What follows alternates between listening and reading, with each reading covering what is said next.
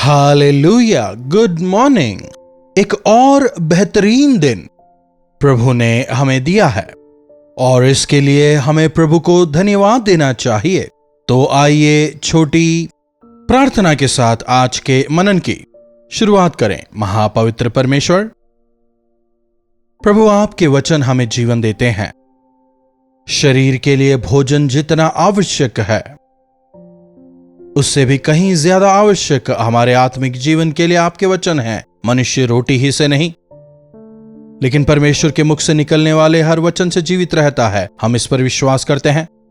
आज दोबारा हमसे बात करें, प्रार्थना यीशु के नाम से मांगते हैं, आमीन। प्रभु की महिमा हो। कैसे हैं आप लोग? अरे क्या बताएं पादरी साहब, क्या ऐसा कह रहे हैं? मन में बिल्कुल भी शांति नहीं है। शांति क्यों नहीं है? कई बार अगर कोई हमसे कुछ कहे तुरंत हम उस बात को मन में ले लेते हैं। That affects us a lot। खासकर जब कोई हम पर दोष लगाता है, कोई हमारा अपमान करता है, हमें डिसअपॉइंट करता है, डिस्करेज करता है, जब हमें धुतकारता है, निंदा करता है, यह बातें हमें परेशान करती हैं। हम इसे दिल पर ले लेते हैं और कुछ गुस्से में आकर रिएक्ट भी करते हैं और कुछ लोग उन्हें बस केवल सुनकर अपने मन में रखते हैं, दुखी रहते हैं। आपने कई बार कौवे के कांव कांव को तो सुना होगा ना? क्या उसका कोई मतलब है? कौवा जब कांव कांव करता है उसे कोई समझ नहीं पाता, लेकिन वो कांव कांव कांव कांव करता ही रहता है। हमें उसकी चीखने की ओर ध्यान देने की जरूरत नहीं, लेकिन उसी समय यदि कुछ सत्य है तो हमें उसे सुधारना भी आवश्यक है। अगर बात सही है तो हम इतने दुखी नहीं होंगे, अगर गलत है तभी ज्यादा दुखी होंगे। जी हां, बात अगर सही हो तो भी वो हमें थोड़ा दुखी जरूर करेगी, लेकिन जब हम उसे ठीक कर लेंगे आप परिपूर्ण होते जाएंगे। आलोचना करने वाले सभी कौवे नहीं, ना ही हर आलोचना केवल चीख पुकार है। कुछ में सच्चाई होती है, ज्यादा नहीं तो भी थोड़ी सच्चाई तो होती ही है। तो इसलिए जब हम आलोचना सुनते हैं हमें दुखी होने के बजाय अपने आप को परखना चाहिए, अपने आप को जांचें, प्रार्थना करें। अगर हमारे अंदर वो चीजें हैं तो उन्हें सुधारें, यदि नहीं तो उसे छोड़ दें बस। उसके बजाय उसने कहा मैं किसी योग्य नहीं हूं इसीलिए अब से मैं किसी योग्य नहीं रहूंगा, ऐसा ना कहें। तुमसे कुछ नहीं हो सकता, तुम किसी योग्य नहीं। पता नहीं मैं तुमसे मिला ही क्यों, तुम्हारे यहां होने से क्या फायदा। ऐसे कई बार जब लोग कहते हैं हमें सोचना चाहिए आखिरकार हम हैं कौन। क्या आपने उद्धार पाया? उद्धार पाए हुओं को ही समस्या होती है क्योंकि उनका विवेक दुरुस्त होता है, लेकिन बिना उद्धार पाए लोगों को, कठोर हृदय वालों को कोई फर्क नहीं पड़ता। अरे तुझे जो बोलना है बोल, सोचना है बोल, मुझे कोई फर्क नहीं।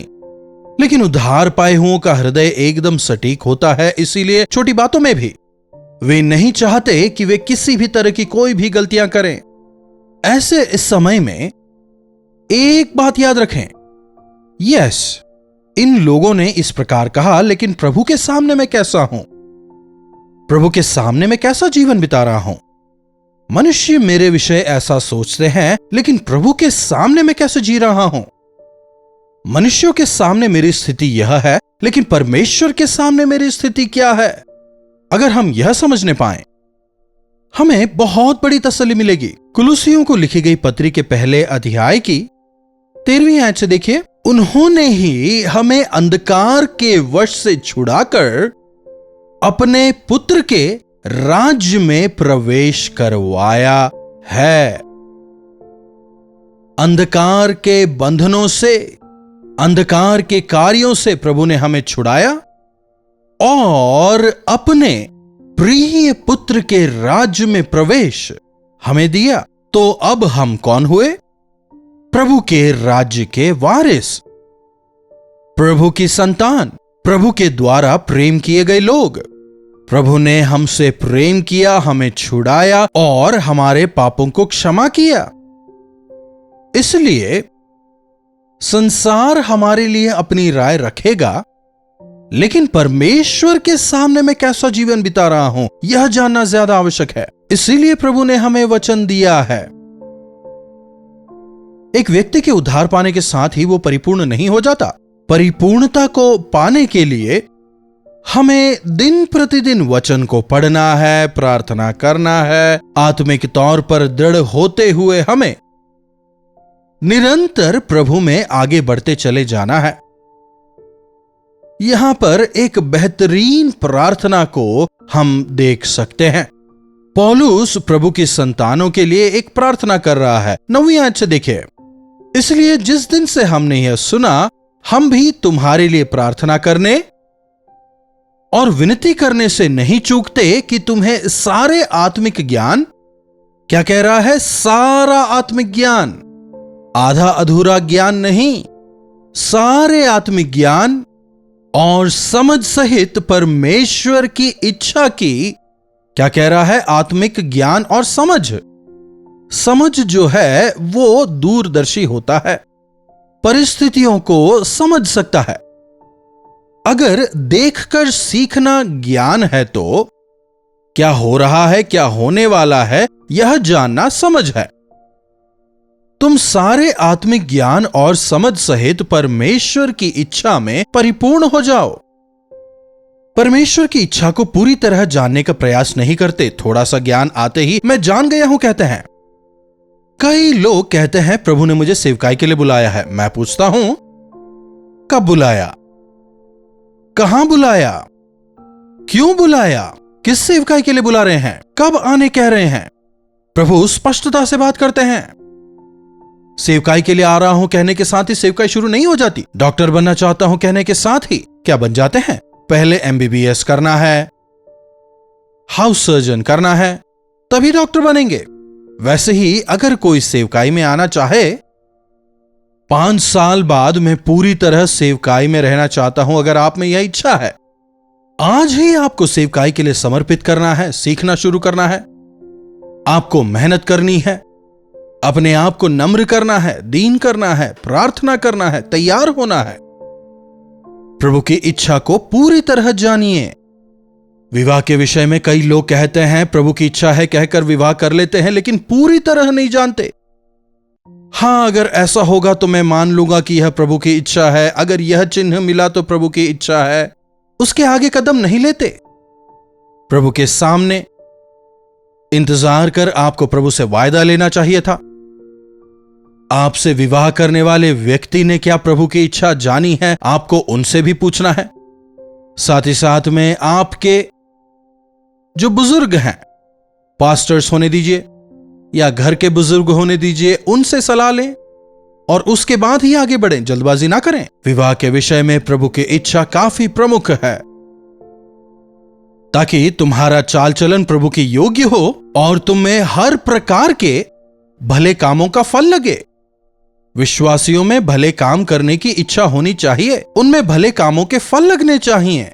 चाहे वे कोई भी कार्य करें, उसमें वे सफल हों। हर एक भले कामों को वे करने पाएं। हमारे तमाम कार्य सफल कब होते हैं? जब हम प्रभु के वचन के अनुसार जीवन बिताते हैं। प्रभु से आशीषित लोगों के जीवन में सफलता होती है। वे जो करते हैं उसमें प्रभु की आशीष होती है। नुकसान नहीं होता, क्षति नहीं होती, अहित नहीं होता। दिन प्रतिदिन आप जितने निर्णय लेते हैं उनमें कितने ऐसे हैं जिनमें आपको नुकसान होता है? हिसाब लगा के देखिए। किसी भी कार्य को अगर आपको दोबारा करना पड़े तो उसमें आशीष नहीं, मैं ऐसा ही मानता हूं। यदि आपके हर काम सफल होंगे तो दोबारा किसी काम को क्यों करना है? सबसे पहले हमें प्रभु की इच्छा को जानना है। हमारे अंदर हर भले कामों के फल लगने हैं, परिपूर्ण ज्ञान हमें मिलना है, समझ हासिल करनी है और परमेश्वर के ज्ञान में बढ़ते चले जाना है। ज्ञान हासिल करना काफी नहीं, उसमें परिपूर्ण होते चले जाना है। छोटे बच्चों में जो ज्ञान होता है वो अलग है और उम्रदराज व्यक्ति में ज्ञान अलग होता है। बच्चों में जो स्वतः ज्ञान है वो अलग है, लेकिन अनुभव के साथ देख देख कर एक परिपक्व व्यक्ति ने जो सीखा है उसका ज्ञान अलग है। दिन प्रतिदिन हमें ज्ञान में बढ़ते चले जाना है। यीशु मसीह ज्ञान में, आयु में, परमेश्वर की दया में, मनुष्यों की दया में बढ़ते चले गए। इसी प्रकार हमें भी दिन प्रतिदिन करके हमारी आत्मिक जिंदगी में लगातार बढ़ते चले जाना है। और एक बात को हमने बीच में छोड़ दिया, और वे सब प्रकार से प्रसन्न हो। This is very important. हमें इंसानों को प्रसन्न करने के पीछे नहीं भागना। पौलुस कहता है, यदि मैं अब तक मनुष्यों को ही प्रसन्न करता रहता तो परमेश्वर का दास ना होता। मतलब अगर मैं मनुष्यों की दया को हासिल करने के लिए जाऊं तो प्रभु की दया को खो दूंगा। देखिए, प्रभु की संतान हो जाने के बाद मनुष्य मेरे बारे में क्या सोचते हैं, वो क्या कहेंगे, उन्हें हमें खुश रखना है, प्रसन्न रखना है। इस प्रकार की सोच को हमें छोड़ देना है। प्रभु के सामने हमारा जीवन कैसा है यह मुख्य है। प्रभु के सामने हम ठीक हैं या नहीं, अपने आप को परखें। यदि नहीं है तो अपने आप को ठीक करें। हमें प्रभु को प्रसन्न करना है। प्रभु को प्रसन्न करने वाली बातें कहें, प्रभु को प्रसन्न करने वाले काम करें। प्रभु को खुश करने के लिए मैं जीऊंगा, ऐसी एक इच्छा हम में होनी चाहिए। शुरू में क्या कहता है? ताकि तुम्हारा चाल चलन प्रभु के योग्य हो। हमारे चाल चलन द्वारा हमें प्रभु को प्रसन्न करना है।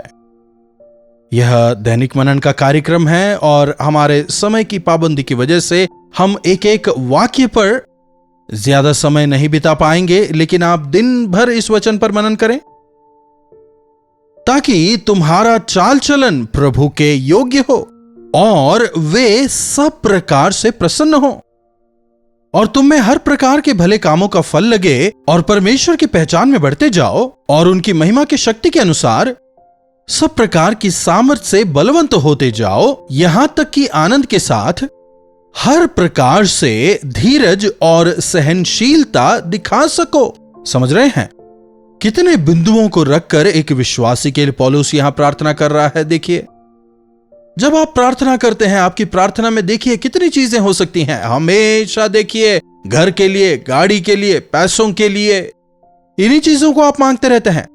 लेकिन आत्मिक जीवन में परिपूर्ण होने के लिए, प्रभु की इच्छा को जानने के लिए, प्रभु को आनंदित करते हुए जीने के लिए, धीरज और सहनशीलता दिखा पाने के लिए, परमेश्वर को महिमित करते हुए, अपने चाल चलन द्वारा उनको प्रसन्न करते हुए, उनके महिमा की शक्ति के अनुसार सब प्रकार की सामर्थ्य में बलवंत होकर आगे बढ़ने के लिए प्रार्थना करना है। और पिता परमेश्वर का धन्यवाद करते रहो जिन्होंने हमें इस योग्य बनाया कि ज्योति में पवित्र लोगों के साथ मिरास में संभागी हों।